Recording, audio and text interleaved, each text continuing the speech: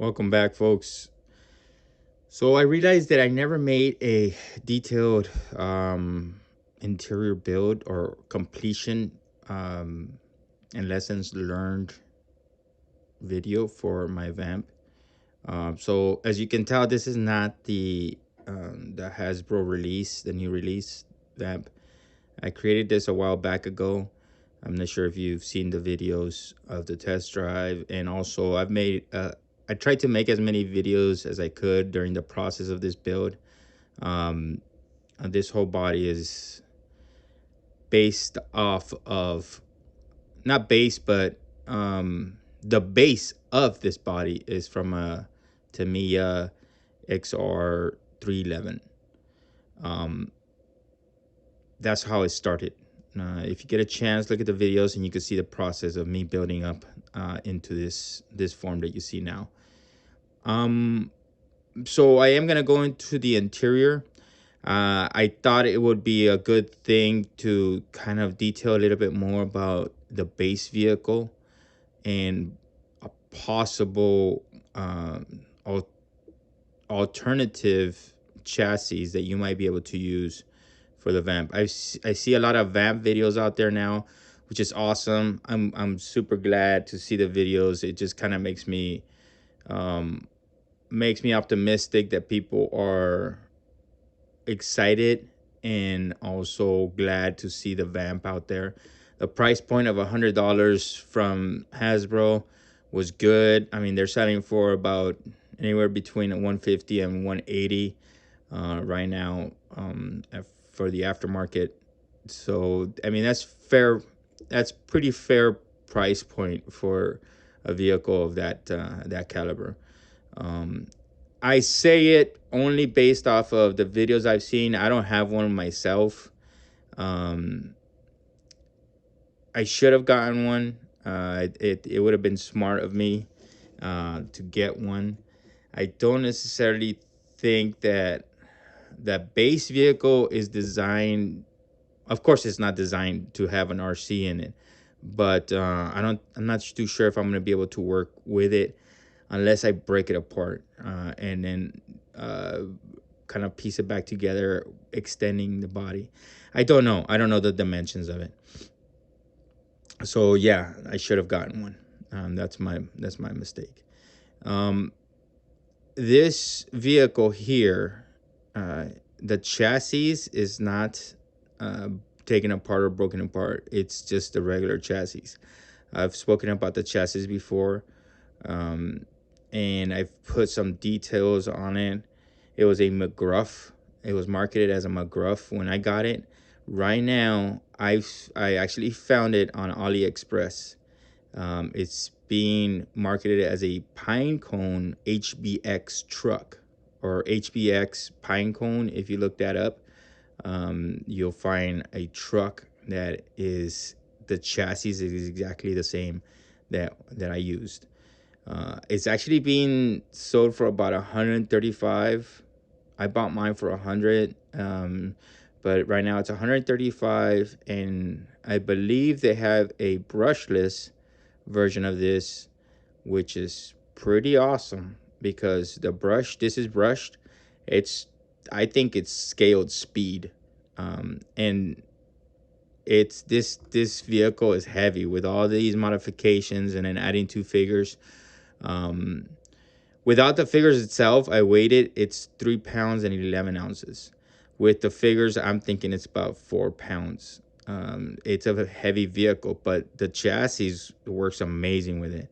I've taken it out to whenever I go camping, I take it to the desert, and it crawls up good steep hills without any kind of struggle. I mean, it's four-wheel drive. It doesn't have lock differentials, so it really grabs on, and because of the weight, I mean, it acts like a rock crawler. I'll take some video next time that I go camping and I take it out there in rough terrain. It handles very well. I was pleasantly surprised. That's why I'm a big advocate for this chassis. um, Unfortunately, as you can tell, my vamp is I think from the looks of it, from what I can tell, just eyeballing it, from the Hasbro. Comparing to the Hasbro, I think mine is a little bit longer. The Hasbro one, I believe it's a little bit more compact, but I do have a ruler here, and from the center of the wheel, from the center of the wheel to the center of this wheel, you're looking at about 9.25 inches.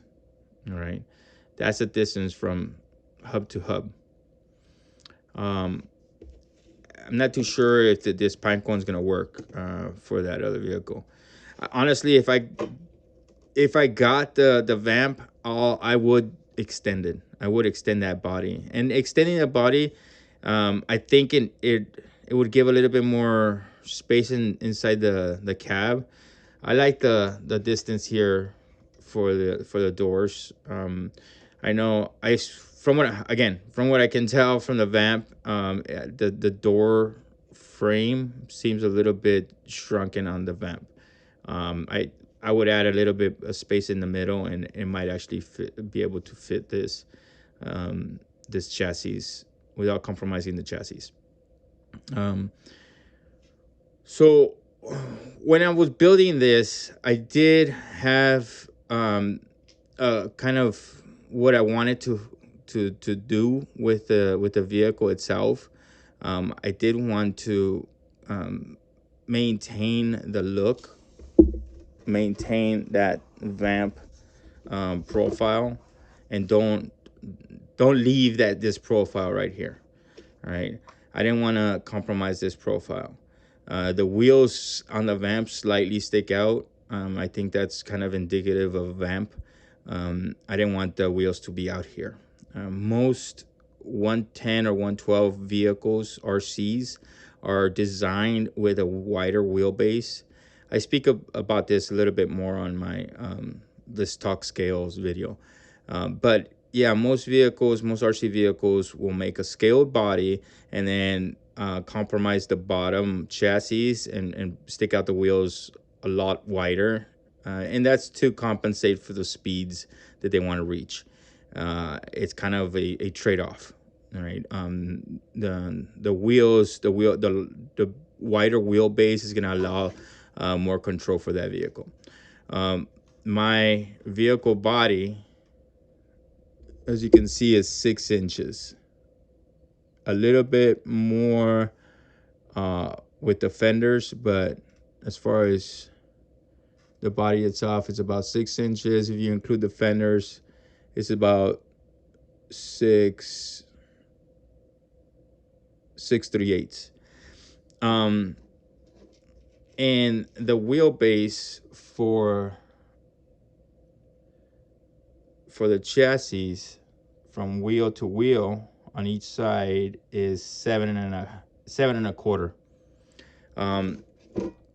Mind you, these are aftermarket wheels. I have videos with the original tires that come with the PineCone. They were a little bit smaller than these, but I came across these on Amazon, and also I believe you can find them on AliExpress. And they're super soft, and they give it a nice look. From the last video that I've had for this vehicle, I did add on aftermarket stickers and aftermarket tires. These tires, I think, complete the look. The stickers, I got them from, I got them at Amazon. I was gonna say Cobra stickers because they have a lot of stickers out there, but I don't. Yeah, I got them from not Amazon, eBay. I got them from eBay. So there's a seller out there that makes 112 scale stickers. So these are actually water slide stickers. They work pretty well. So yeah, some of the lessons learned when I was building this, I did want to maintain that iconic bumper, weird looking bumper, but still iconic to it. But I did reinforce the connecting point. The only thing is that I didn't anticipate this being so much of a basher, but it is a basher. You know, when I tell you that I took it rock crawling, I took it rock crawling, but then it could take those hills on a fairly good speed. So I was having lots of fun. So, I mean, I was taking this thing and just jumping it off the hills, and it was coming down pretty hard. One of those times that came down, I didn't notice it, but you know, it kicked up a lot of dirt. I remember that, and I thought it was super cool, but it did take quite a bit of damage here.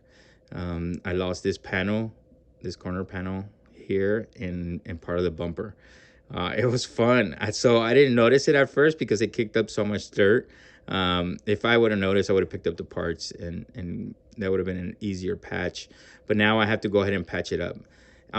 It was just good anyways, because I wanted to patch up.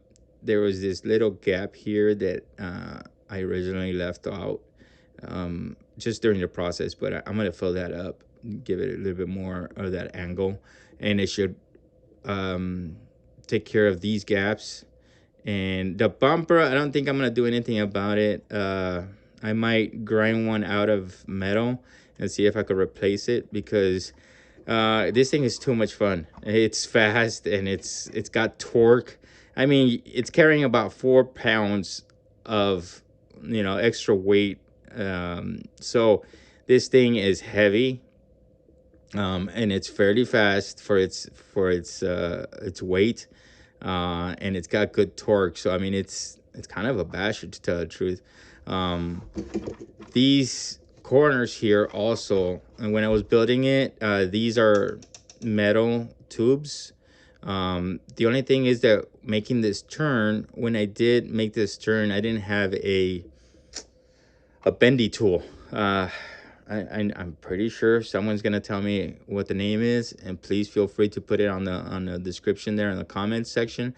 But there's a little bendy tool that you could use in order for to create a smooth bend. I didn't have that. As you probably know already, I'm on the cheaper side of doing things. Try to make them strong, but try to save money here and there. My budget isn't that big. So I did bend it by hand, so it created a crease here. So I filled in the crease, and then I filled it in with epoxy, Apex epoxy, 2-part, and it works fairly well. I grinded it, I scored, the metal in order to get a better bond. But you know, when I take those jumps and it rolls over, it did take a chunk out of that. And this chunk I had to glue back on, because I was lucky enough that when the chunk came off, it fell into the cab. So when I was kind of cleaning this out, I found the chunk, and I was super glad, because it was a big piece. But you could tell, I mean, it's taken some good beatings. I mean, again, super fun. I did add a Blue Force tracker in here, for you folks. The Blue Force tracker is basically a internal program where you keep track of all the vehicles that are friendly and foe, so you kind of minimize that friendly fire stuff. It's good calm. And then I added some gauges. The steering wheel, I've left it loose. I'm thinking I'm gonna add another servo in here, and then make this steering be able to function along with the wheels. Maybe modify my driver, give him a jacket in order for me to be able to make his hands more articulated, in order for him to drive. Maybe even put a servo for his head. That would be way cool.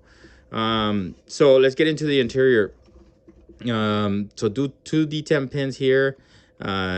Take that off. When you're creating, if you decide to create your RC vamp, honestly, the tasks seems overwhelming. Sometimes these tasks, even for me that I've been doing this for a long time, sometimes I don't even want to start because I don't know where to start. But you know, I'm always reminded of when I was going to college, when I was writing papers. They always seemed overwhelming. Like, how am I gonna write 15 pages on this particular book or this particular subject matter?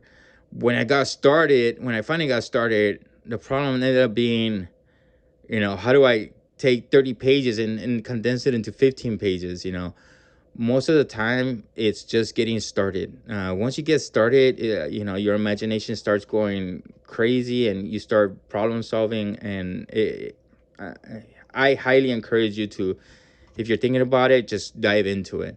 I'm not gonna say that it's gonna be cheap. You might ruin a body or two. That's the downfall of this kind of hobby. But the learning process is fun. And if you think you ruined it, put it aside, think about it, you know, give it a day or two and then come back to it. And chances are it's not as bad as you thought. And you probably came up with a workaround. So there's two D10 pins down here. The body is fairly easy to take off. And I do have these two cables. These two cables are the connections for the lights and the winch. The winch has its own proper battery, and the little battery is 3.75 volt. And the switch is actually this the stick shift. So forward and then reverse and then neutral for the winch that's there. The little switch, the little toggle switch here, it works well for maintaining the aesthetics, maintaining that original look. You know, the Vamp had a little stick shift there. So this is the vehicle. It's, if you look up the Pinecone, one of the main characteristics of the Pinecone vehicle and this vehicle, which are the same, is that it has the motor right in line. Okay, the motor is in line. Don't know why. I've said this before, but I don't know why. The vehicles that I've worked with, whenever they're an inline motor, they have good torque and good speed. There's another model when I use for my 118 builds, and it has an inline motor. And I'm telling you, that thing, that modification there, is it tends to be, I don't know if it's, you know, indicative of, but it does tend to be higher torque along with higher speeds. So, you know, take that with a grain of salt there. And I speak of that, not too sure if you've noticed other RCs, but most RCs have the motor offset to the side and it connects via gears or directly to the drive shaft. Again, it just might just be a coincidence, but yeah, I'm not gonna tempt fate, and I'm not an engineer, so I wouldn't be able to tell you if there's a huge difference. I wouldn't think so. You know, sitting lateral versus sitting on top, I don't think mechanically it would make a big difference, but who knows? So, but it is indicative of this particular model and the Pinecone HBX model that I use, the RC. Again, the bottom, there's not much that I modified. The original model does come with two battery boxes here on each side. I took those off and rewired the battery cables, because those batteries, they're not that reliable. All right, so I would suggest taking that off. I ground it down, so I was left with the base of here and here. So beyond that, I just built up what I needed with what is that stuff called? Man, that's plastics or evergreen, styrene. For some weird reason, that word always fails me. Styrene, that's the material that you see here. It's white material. It comes in different millimeters of thickness. Of course, the thinner it is, the more flexible it is. Styrene, you could readily find it. It's model making material. Most engineers or designers use that to make models. But if you have a 3D printer, you know, the 3D printers, I've always had mixed feelings about the 3D printers. The 3D printers, they're great. There's some 3D printing vehicles out there that are pretty awesome. What I found is that the material that comes out of those 3D printers is fairly brittle. I've actually ordered, bought, purchased some. I purchased a vamp that was 3D printed. It was brittle. The parts were bent, and when I tried to bend them back into place, put a little bit of heat, and then bend them back into place, they cracked. And not with that much pressure, neither. Don't get me wrong. My vehicles, like, as you can tell, I mean, they break. I mean, nothing is unbreakable. It's just, uh, with what I work with the styrene and using Apex epoxy, with my techniques that I use, I feel fairly comfortable, and I like the finish of it. The finish looks good, and most 3D printers have this weird, like, I don't want to say scaly, but linear. Uh, it just looks. It doesn't look finished. It doesn't look complete. Of course, I could always fill it in, but then, I mean, I'm probably gonna be taking that much time with filling in the gaps than I would with building my own. Again, I don't have a 3D printer, so I'm speaking out of ignorance and very limited information. There are resin printers out there. Their resin it's an expensive material, and but the finish is beautiful. I mean, I've seen some online. I haven't bought one because they're expensive, but I've seen some resin printer products out there.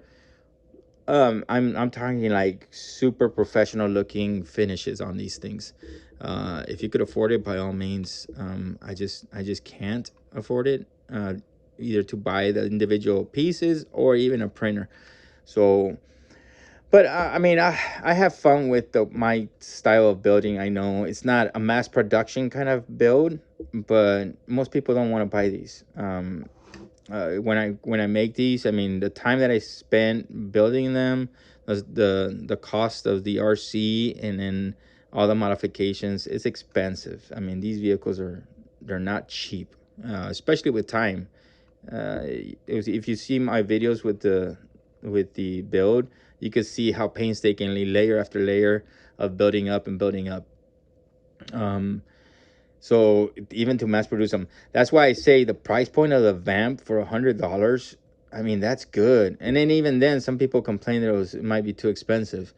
Um, that's why, like, I don't mass produce these, and it's real hard. Like, when I build these, and I sell them, I usually sell them at a super discount price, only because I've built rapport with that person, or that person tells me they have an awesome collection, and I feel like, oh, at least the toy is going to a good home or a good collection, and it's gonna be well taken care of, or well displayed, not taken care of, because I built them to get you know pretty bruised up. But so yeah, I do that. But I mean, if I really took down the price, and I kept my hours at a, like, $5 minimum, like, per hour, uh it would still be pricey. So yeah, and that's why I always make these videos. I don't expect you folks to pay me to create these. That's why I rather show you how to create them, and then you folks, just have at it and create your own, upgrade them, and it's fun. I mean, the process is fun. I know most folks don't really have the time to build them, but you know uh, it takes a long time for these. um so yeah, the $100 price for that vehicle, it's a good price, folks. It's a good price. If you took that vehicle and then put a little bit work into it, and then got a chassis, I mean, the vamp is $100. You're looking at about 130 or 180 if you want a brushless system. So you're already looking at about $300. That's not including this, any kind of modifications that you're gonna spend, extra servos for the steering, lights, a winch. You're looking at maybe $500 in material alone. not the time to create it, not the time to repaint it. um, so $500 in spare parts for the vamp. And oh, I seen some good stuff too. Gridiron has created like an extra roll cage for the back. I mean, that's another 35, I believe. Yeah, you $500 on spare parts to make an RC vamp. Super well worth it, I think. But if you throw in labor in there, I would say at the least $700. Um, Pricey, but if you take it, a step at a time, work the body, start with the chassis and then work the body to fit the chassis, it would be worth it, folks. And it would be fun seeing you folks, seeing some of your creations out there. That would be cool. Um, as you can tell here, one of the biggest problems is moving your electronics. So the cab of the vamp is very um, spare, or what's the word? Scar. I forgot the word, but it's very limited as far as the electronics that you could put inside the cab. The cab, as you know, the vamp, it's two seats and the floor. That's it. So getting the electronics for the chassis, all you really got to do is extend those wires and all the electronics. Here's the electronic box that I incorporated into that back piece for my vamp. So that was convenient that I could do that. I created also this box here. That's the motor in there. Not sure if you could see it. That's the heat sink and the motor. But there's spare space in here. This is hollow for the most part. I made this hole so I could put in the battery, but then when I thought about it, the battery was gonna sit right next to the motor, and the motor gets hot. That's why it has a heat sink in there, and that motor can melt the plastic casing of this and compromise the battery, and I might actually have an explosion if I did that. So I rethought that, and I have plenty of space back here in order for me to put the battery. I could lay it here. This is plastic; it doesn't get hot, as hot. I could actually lay it in here. It doesn't compromise the springs or across. Even up front, there's a lot of space up front. There's a lot you can do with the space that you have available.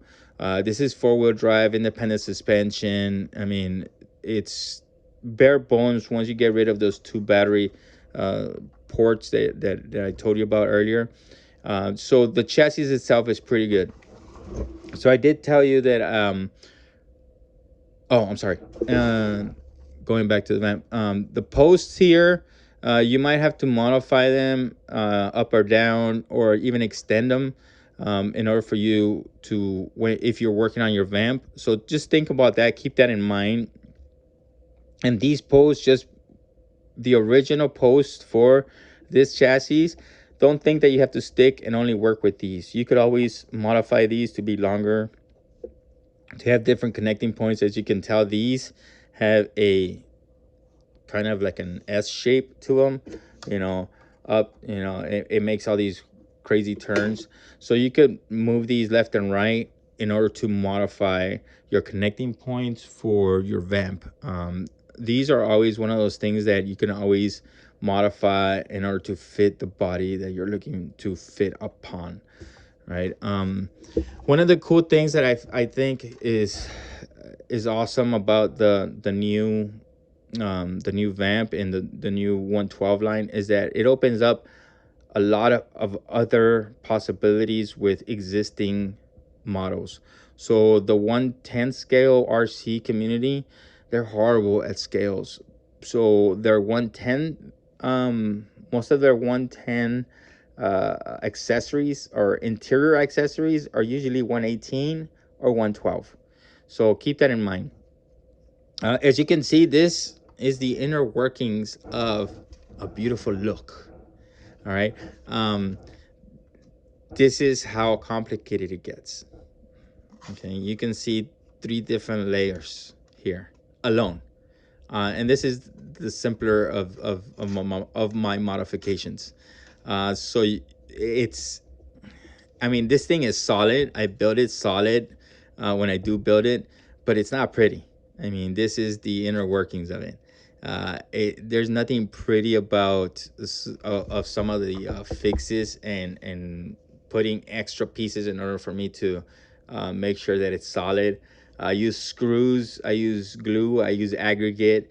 Any and all material is fair game. I mean, when you're trying to problem solve, and make something, bring something into existence that doesn't exist, don't I mean, the imagination is the limit. All right. Only your imagination on how to fix whatever you want to fix. um, yeah. Yeah, when I look at it, I go back. I'm thinking like, wow, like I, yeah.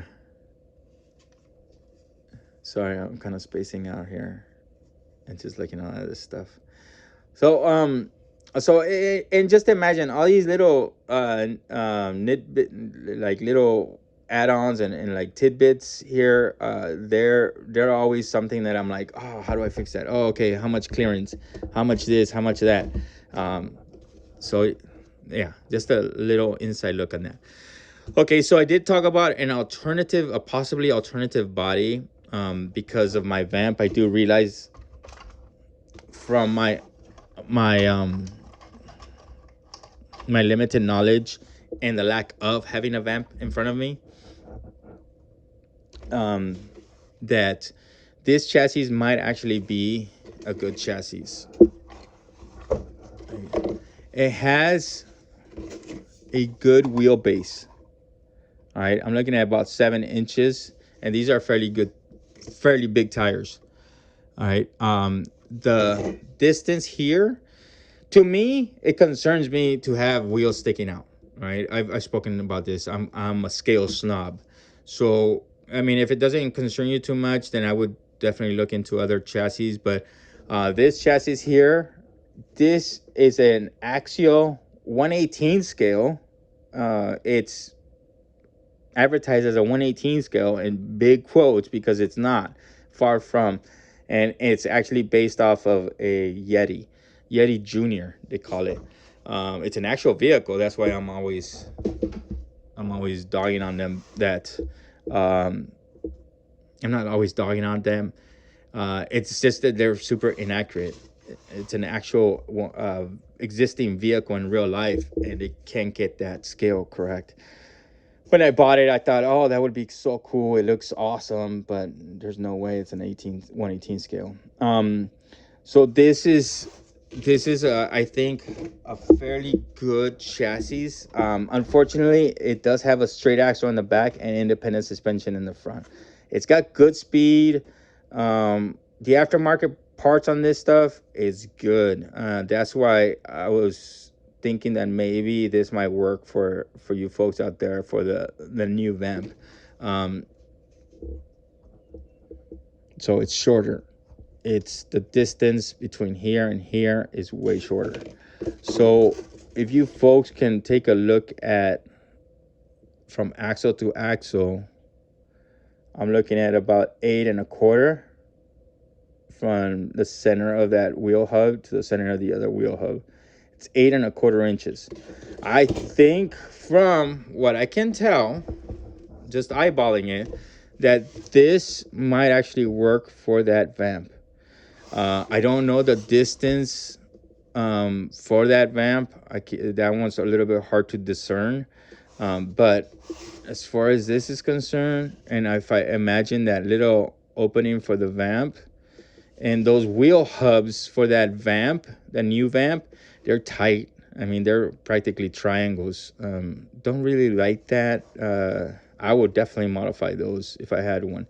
But I think this might work. One of the big problems of this model is that it has really large shocks in the back. It has shock towers that come all the way up here. That might be the point where you might have to do a little bit of engineering yourself. A little, okay, how can I fix this? but the vamp does have that big box in the back. You might be able to find connection points for those. You might have to cut that the interior chassis to make sure that it fits properly. But if you folks have one of these lying around in a vamp, I would definitely put them. See what you can build there. It would be a good build. I think even these tires for the new look of the vamp, I think these are fairly good tires. Um, and again, the added bonus of the Axial, even though they messed up the scale, they're a big company and they have a lot of aftermarket parts. I've seen these things turn into a brushless system, and they're fast. I like this speed. It's scale speed. I mean, it's not terribly fast. I'm not gonna win any races like against hardened RC enthusiasts out there, but for the scale, I think is very scale speeds for these RCs. I wouldn't mind getting an aftermarket brushless system on this, but I mean the Axial Yeti itself costs I would say roughly about 135, between 135 and 185 base model. You might be able to find it cheaper on eBay. You know how eBay is. Sometimes you get lucky, and sometimes the distributors, they just want to get rid of the stock and they drop the prices. That's usually when I step in, because of course, me being low budget customs here, I always try to wait it out, and that's why I always kind of uh, I always look towards the cheaper end of making experiments. It sucks paying full price to try to destroy it, or sometimes just mess it up and having to get rid of it, or scrap it. It's just something that I'm not comfortable with. So, but I am comfortable finding it at Goodwill, and I am comfortable finding it super cheap. Um, so yeah. If you folks have any questions, anything that I missed, again, I'm super open to sending or making videos and explaining it a little bit more. If you folks don't know, sometimes I take it for granted that I take it for granted some of the techniques that I use, so I skim over them really quickly. Sometimes I don't necessarily give you all the information, but not because not from intent, but it's just a default setting that sometimes we fall into. So feel free to reach out and let me know if you have any questions, you want me to cover something else. I can walk you through the process.